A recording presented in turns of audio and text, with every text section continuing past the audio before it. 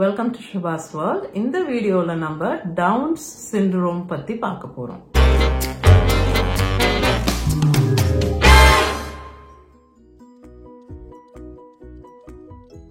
வீடியோட டீடைல்ஸ்க்கு போறதுக்கு முன்னாடி ஷவுட் அவுட் டைம். முக்கியமான டிஸ்க்ளைமர், நான் டாக்டர் கிடையாது, நான் ஹெல்த் கேர் ப்ரொஃபஷனல் கிடையாது. ஸோ இந்த வீடியோல நான் ப்ரெசென்ட் பண்ற விஷயம் எல்லாமே நான் என்னோட பிரெக்னன்சி டைம்ல அண்ட் அதுக்கு அப்புறமா படிச்சு கேட்டு தெரிஞ்சுக்கிட்ட விஷயங்கள். ஜெனட்டிக் டிசார்டர்ஸ், அதாவது மரபணு சம்பந்தப்பட்ட டிசார்டர்ஸ்ல, ப்ராப்ளம்ஸ்ல நீங்க பார்க்க போனா உலகத்திலேயே மோஸ்ட் காமன் டிசார்டர் இந்த டவுன்ஸ் சிண்ட்ரோம். ஒரு டவுன்ஸ் சிண்ட்ரோம் இருக்கக்கூடிய ஒரு பர்சன்ல அந்த 21st குரோமோசோம் அப்படிங்கிறது ஒரு அடிஷனல் காப்பி இருக்கு, இல்லனா பார்ஷியலி அடிஷனல் ஜெனட்டிக் மெட்டீரியல் இருக்கு அந்த 21st குரோமோசோமோடது. அது ஒரு அப்நார்மாலிட்டி, அது நார்மல் இல்ல. அண்ட் அந்த அப்நார்மாலிட்டினால அவங்களுக்கு பிசிக்கல் அண்ட் மென்டல் இஷ்யூஸ் வருது அந்த செல்ல இருக்கக்கூடிய அந்த அப்நார்மாலிட்டினால. புரியுற மாதிரி சொல்லுங்க அப்படின்னு கேட்டீங்கன்னா, நம்ம எல்லாருக்குமே நம்ம உடம்புல இருக்கக்கூடிய ஒரு செல், ஒரு அணுன்னு எடுத்து பாத்தீங்கன்னா அதுல 46 குரோமோசோம்ஸ் இருக்கும்.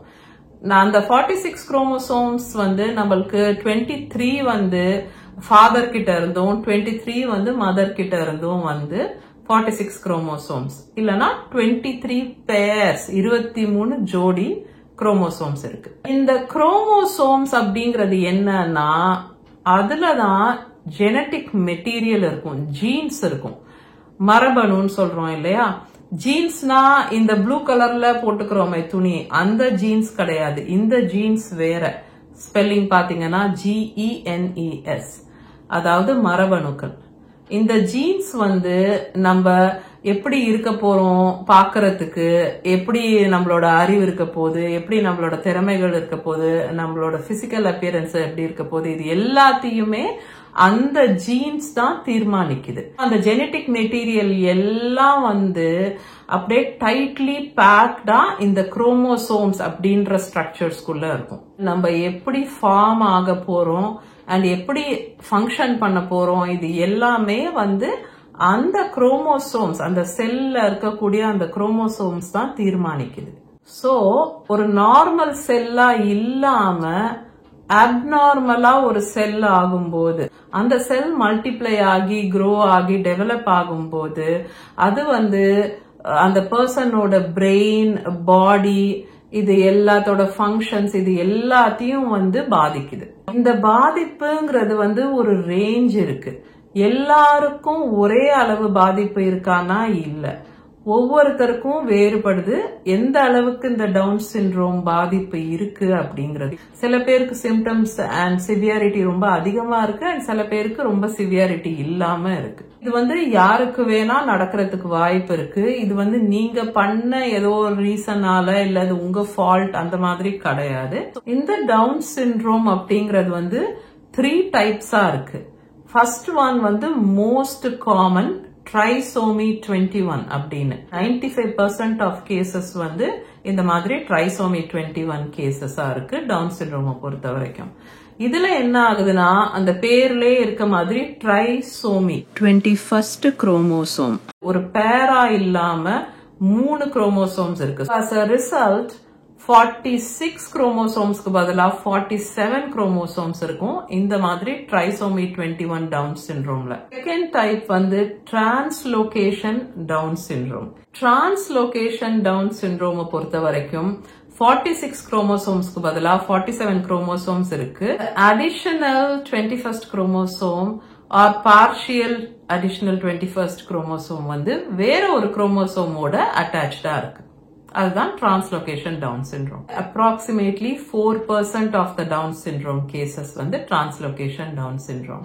Third type of Down syndrome, mosaic Down syndrome. And in the mosaic Down syndrome பொறுத்த வரைக்கும் less than 1%. இந்த mosaic Down syndrome ரொம்ப rare. Normal cells ஓட இந்த abnormal cells மிக்ஸ் ஆகி இருக்கிற மாதிரி இருக்கும். சோ அதுதான் மொசைக் டவுன் சிண்ட்ரோம். 46 குரோமோசோம்ஸ் இருக்கக்கூடிய நார்மல் செல்ஸும் இருக்கும் அண்ட் 46 plus or 47 குரோமோசோம்ஸ் இருக்கக்கூடிய அந்த மாதிரி அப்நார்மல் செல்ஸும் இருக்கும். இந்த 3 டைப் ஆஃப் டவுன் சிண்ட்ரோம்லயுமே அந்த சிவியரிட்டிங்கிறது வந்து மாறுது. அதாவது இந்த டவுன் சிண்ட்ரோம்னால ஒரு குழந்தை எந்த அளவுக்கு பாதிக்கப்பட்டிருக்குதுங்கிறது வந்து பர்சன் டு பர்சன் மாறுது. அந்த பாதிப்பு எவ்வளோ அப்படின்னு கண்டுபிடிக்கிறதுங்கிறதும் பாசிபிளா இல்ல இது வரைக்கும். இந்த டவுன் சிண்ட்ரோமை சரி பண்ண முடியுமா, இல்ல இந்த டவுன் சிண்ட்ரோம்க்கு ட்ரீட்மெண்ட் இருக்கா? இல்ல, இது வந்து சரி பண்ண முடியாது. ஏன்னா இது வந்து மரபணுக்கள்ல இருக்கக்கூடிய ஒரு அப்நார்மாலிட்டி, அதாவது ஒரு மிஸ்டேக் இல்ல ஒரு ப்ராப்ளம் அப்படின்னு சொல்லலாம் இல்லையா. சோ இது வந்து அந்த கரு ஃபார்ம் ஆகி டெவலப்மெண்ட் ஸ்டார்ட் ஆகுற அந்த ஸ்டேஜஸ்லயே அந்த செல்ல வந்து இந்த ப்ராப்ளம் வந்துடுது. சோ அந்த செல்லே வந்து நார்மலா இல்லாத போது அது வந்து க்ரோ ஆகி டெவலப் ஆகும்போது அந்த குழந்தையும் நார்மலா இருக்க மாட்டாங்க. அந்த சிண்ட்ரோம்னால இருக்கக்கூடிய அந்த அடிஷனல் ப்ராப்ளம்ஸ் இருக்கும் இல்லையா, பிசிக்கலா மென்டலா, அந்த ப்ராப்ளம்ஸ வந்து நீங்க அட்ரஸ் பண்ண முடியும். அதுக்கான தெரபிஸ் லைக் பிசிக்கல் தெரப்பி கொடுத்து அவங்களோட மசில் டோன் இம்ப்ரூவ் பண்ண முடியும். அவங்களுக்கு ஸ்பெஷல் எஜுகேஷனுக்கு அரேஞ்ச் பண்ணி அவங்கள இன்டெலெக்சுவலா இண்டிபெண்டன்ட் ஆக்க முடியும்.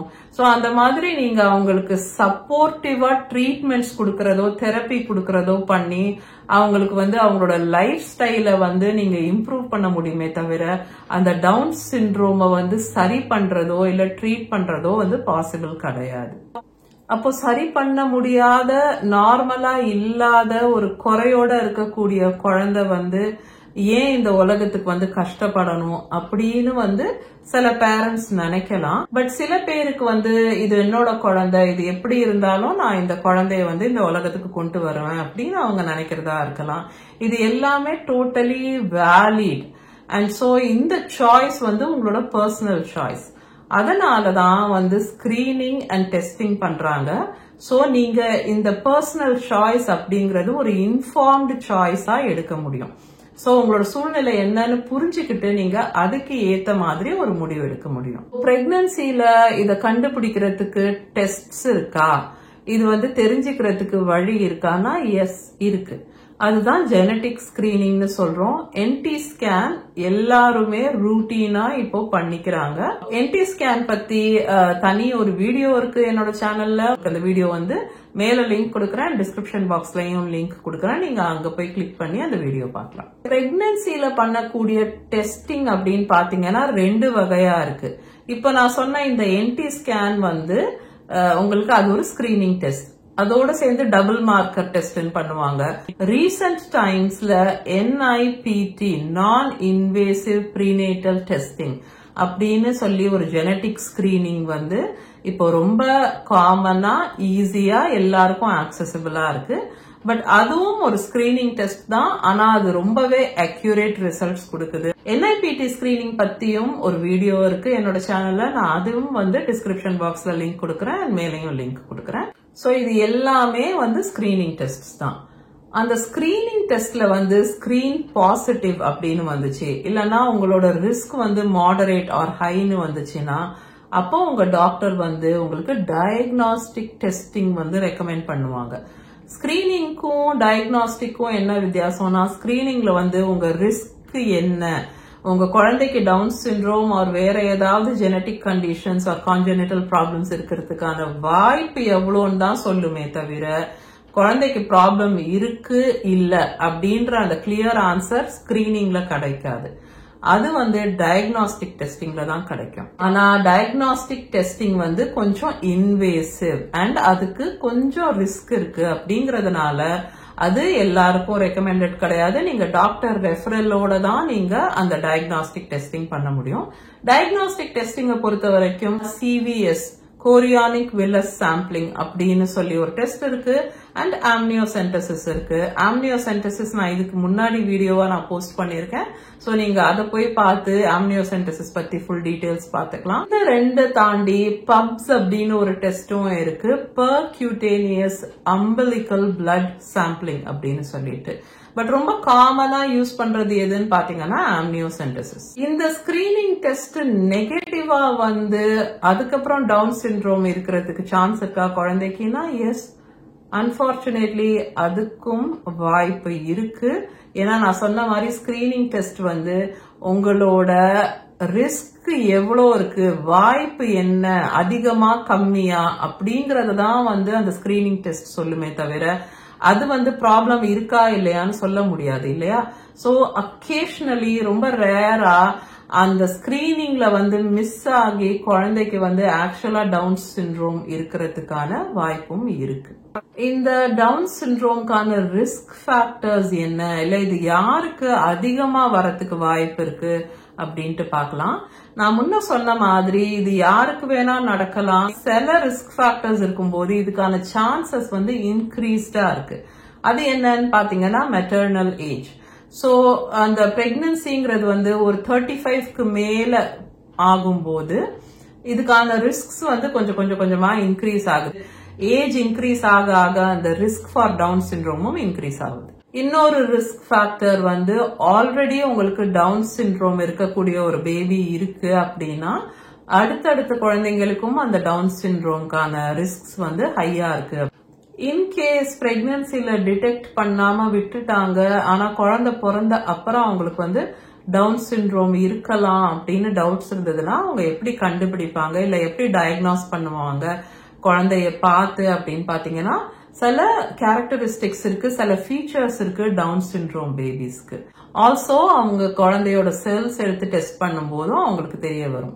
ஸோ பிசிக்கலா நீங்க பாத்தீங்கன்னா அவங்களுக்கு வந்து ஒரு கொஞ்சம் பிளாட் ஃபேஸ் இருக்கும். அண்ட் கண்ணு வந்து அப்வர்ட் ஸ்லாண்டிங் மாதிரி இப்படி மேல ஸ்லாண்ட் ஆன மாதிரி இருக்கும். கொஞ்சம் பிளாட் நோஸ், இந்த நோஸோட பிரிட்ஜ் வந்து பிளாட்டா இருக்க மாதிரி இருக்கும். அவங்களோட காது சின்னதா இருக்க மாதிரி இருக்கும். ப்ரொட்ரூடிங் டங், அந்த நாக்கு வந்து கொஞ்சம் வெளியே நீட்டிட்டு இருக்க மாதிரி இருக்கலாம். வந்து ஆக்சுவலா மத்த பசங்க அந்த ஏஜ்ல இருக்கக்கூடியவங்களை விட பார்க்கும்போது அவங்க வந்து ஸ்மாலரா இருப்பாங்க. கை, கால், கழுத்து இதெல்லாம் கொஞ்சம் சின்னதா இருக்க மாதிரி இருக்கும். ஸ்டபி ஃபிங்கர்ஸ்னு சொல்லுவாங்க, குட்டி குட்டி விரல் இருக்க மாதிரி இருக்கும். கையில வந்து அந்த பாமர்ஸ் கிரீஸ் அப்படின்ட்டு அந்த ஒரு ரேகை இருக்க மாதிரி இருக்கும் அக்ராஸ் த பாம். அப்புறம் ஃபீட் வந்து சின்னதா இருக்கும், பாதம். ஃபீட்ல வந்து நீங்க பாத்தீங்கன்னா அந்த பெருவிரலுக்கும் அடுத்த விரலுக்கும் நடுவுல ரொம்ப கேப் இருக்க மாதிரி இருக்கும், சாண்டில் ஃபுட் அப்படின்பாங்க. அது தவிர டெவலப்மெண்டலாவும் இன்டெலெக்சுவலாவும் கூட அவங்களுக்கு வந்து டிசபிலிட்டிஸ் இருக்கும். விஷன்ல, பார்வையிலையும், கேட்கிற ஹியரிங்ல, கேட்கிற திறன்லையும் வந்து குறைகள் இருக்கலாம்.